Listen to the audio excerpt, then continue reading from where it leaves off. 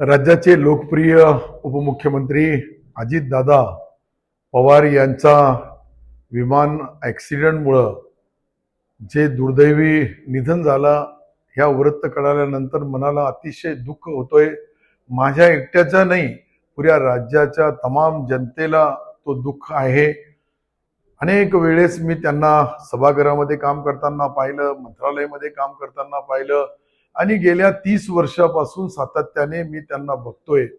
काही एक संवेदनशील, कर्तृत्ववान, समाजासाठी समर्पित केलेला पूर्ण त्यांचा आयुष्य, हे सर्व कार्य विचारात घेता समाजप्रती असलेला त्यांची बांधिलकी, सुदैवाने माझा आणि त्यांचा अनेक वेळेस संबंध आला, संपर्क आला.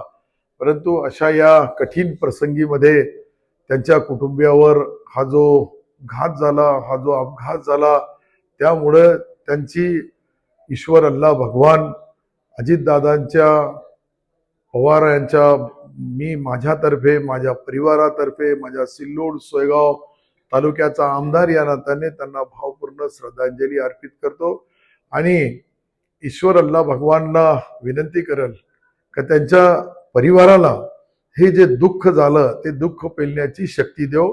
जय हिंद, जय महाराष्ट्र.